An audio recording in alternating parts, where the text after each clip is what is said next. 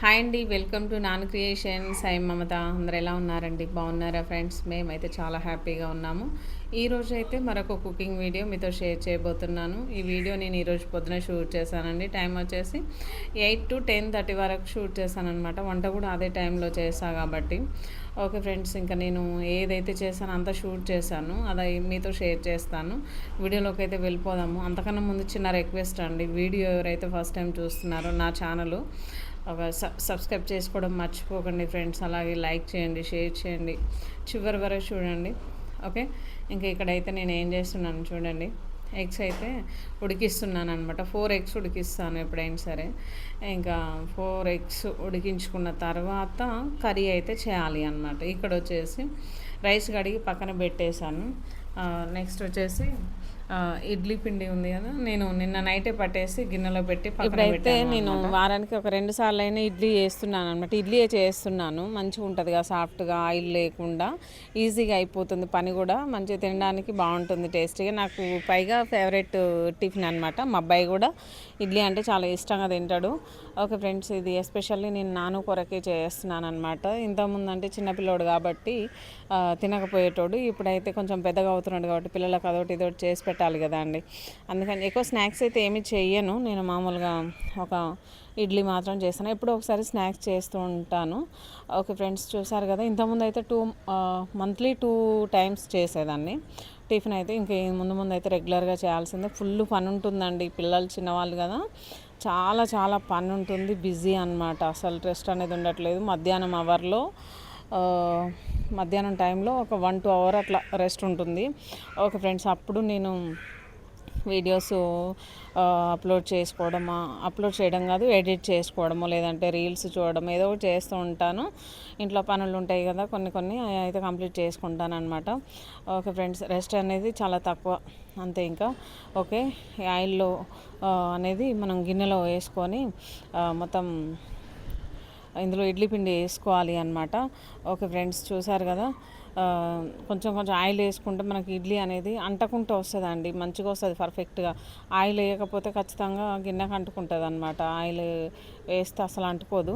Okay, నేను కొంచెం కొంచెంగా గిన్నెలలో మొత్తం వేసేసాను అనమాట. 4 ప్లేట్స్లలో పెట్టేస్తాను. మా అబ్బాయి టిఫిన్ లాగా తినడు కానీ ఆయనకి ఎప్పుడు గుర్తొస్తే అప్పుడు ఒక 2 అలా తింటాడు అనమాట. కొంచెం ఎక్స్ట్రా ఉండేలాగానే చూసుకుంటాను ఇడ్లీ అనేది. ఓకే చూడండి, మా మమ్మీ ఏం చేస్తుంది, ఎప్పుడు చేస్తుంది, ఎప్పుడు అయిపోతుంది అని అంతా చూస్తూ ఉంటాడు మా బాబు అయితే. ఓకే ఫ్రెండ్స్, మనం ఏం చేసిన పిల్లల కొరకే కాబట్టి ఖచ్చితంగా వాళ్ళకి నచ్చింది చేసి పెట్టడం మన కాన్సెప్ట్ అనమాట. ఓకే, ఇక్కడ చూడండి, నా రైస్ ఉడుకుతుంది, ఎగ్స్ ఉడుకుతున్నాయి, ఇడ్లీ ఉడుకుతుంది. ఈ పిండి, రిమైనింగ్ పిండి ఫ్రిడ్జ్లో పెట్టేస్తాను. అది రేపు చేస్తానండి, రేపు పెట్టేస్తాను. ఒక 2 ప్లేట్స్కి అయ్యేటట్టుంది. రేపు పెట్టేస్తాను. మళ్ళీ ఒక 4 days టైం గ్యాప్ తీసుకొని మళ్ళీ ఇడ్లీ పిండికి అయితే నానబెట్టేస్తాను అనమాట.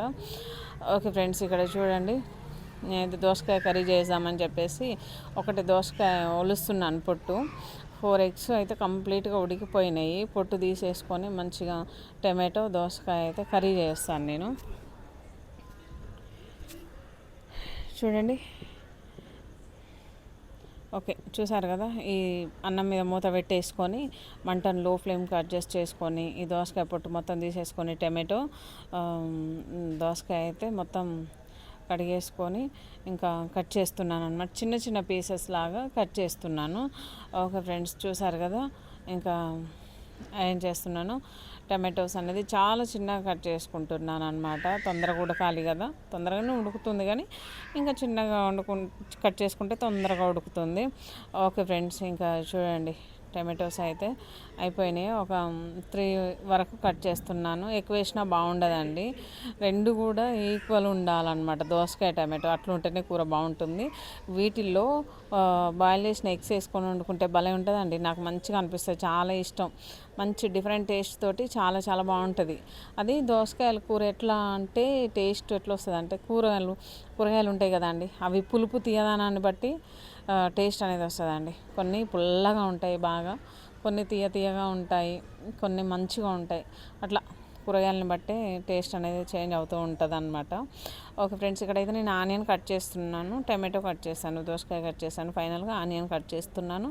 తర్వాత కర్రీ అయితే చేస్తాను అనమాట.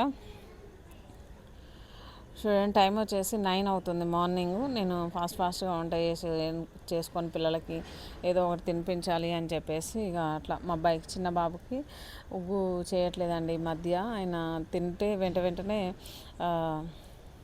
అరగడం లేదు అనమాట. అరుగుతుందో అరగట్లేదో నాకు తెలియదు, కానీ నాకు అర్థం కావట్లేదు. కాకపోతే ఆయన మోషన్కి వెళ్ళిపోతున్నాడు అనమాట అట్లా. అందుకని నేను పాలు ఒకటే పెట్టేస్తున్నాను. ఓకే ఫ్రెండ్స్, చూసారు కదా. ఇక్కడైతే నేను కావాల్సినంత ఆయిల్ తీసుకున్నాను, జీలకర్ర మెంతులు వేసుకున్నాను. ఏ కూరలో అయినా సరే మెంతులు వేసుకుంటే భలే టేస్ట్ ఉంటుందండి. మంచి ఫ్లేవర్ ఉంటుంది, మంచి టేస్ట్ ఉంటుంది, చాలా బాగుంటుంది. ఇంకా మెంతు పౌడర్ కూడా వేసుకుంటారు దోసకాయ కూరలో, అది కూడా సూపర్ టేస్ట్ ఉంటుంది. ఓకే చూసారు కదా. ఇక్కడైతే నేను మంచి ఆనియన్స్ వేగించుకొని తర్వాత పసుపు అల్లం పేస్ట్ వేసుకొని టమాటో దోసకాయ ముక్కలను అయితే ఇందులోకి యాడ్ చేసేసుకుందాము. సాటర్డే కదా అండి ఇవాళ. కూరగాయలు అయితే ఇక లాస్ట్ అయిపోయినాయి అనమాట. లాస్ట్ వీక్ మండే నేను మార్కెట్కి వెళ్ళి కూరగాయలు అయితే అసలు ఏమీ తేలేదు. మామూలుగా టమాటో దోసకాయ పచ్చిమిర్చి తెచ్చాను. ఇంట్లో పప్పులు ఉంటాయి, పల్లీలు ఉంటాయి, పచ్చళ్ళు పప్పులు, చికెను, ఎగ్స్ కర్రీ ఇట్లా అంతే. ఇక కూరగాయల కంటే చికెన్ తెచ్చుకోవడమే బెటర్ అండి నాకు తెలిసి. ఇదే కూరగాయలకి చికెన్కి సేమ్ రేట్ ఉంది. ఇంకా కూరగాయలు అయితే అంత ఫ్రెష్గా ఏమీ ఉండట్లేదు. చూసారు కదా. ఇంకా నేనైతే ఉప్పు వేసాను. దీన్ని ఒకసారి బాగా మిక్స్ చేసేసుకొని ఇక మూత పెట్టేసుకుందాము. ఓకే ఫ్రెండ్స్, చూడండి ఇక్కడైతే నేను ఇక అన్నీ సర్దేసుకొని మంచిగా ఉడికిందండి. తర్వాత నేను కారం వేస్తున్నాను. ఇందులో కారం వేసుకొని మూత పెట్టేసుకుందాం. తర్వాత కొంచెం వాటర్ వేసుకొని కలుపుకోవాలి అన్నమాట. చూడండి నా దోసకాయ కూర ఎంత బాగుంటుంది అండి. చాలా సింపుల్ అండ్ టేస్టీగా చాలా బాగుంటుంది. దోసకాయ కూర అయితే చాలా బాగుంటుంది. నేనైతే మంచిగా వండేసాను. ఇదైతే కొంచెం వాటర్ పోసానండి, ముక్కలన్నీ ఉడకాలి కదా. ఇందులో పైగా ఎగ్స్ వేస్తాం కదా, ఎగ్స్ కూడా పర్ఫెక్ట్గా ఉడకాలి మంచిగా. దానికి ఉప్పు కారం పట్టుకుంటేనే బాగుంటాయి. వైట్ ఎగ్స్ తింటారు, నాకేమో నచ్చదు అండి. అట్లా స్మెల్ వస్తుంది అనిపిస్తుంది. వైట్ ఎగ్స్ తినకూడదు.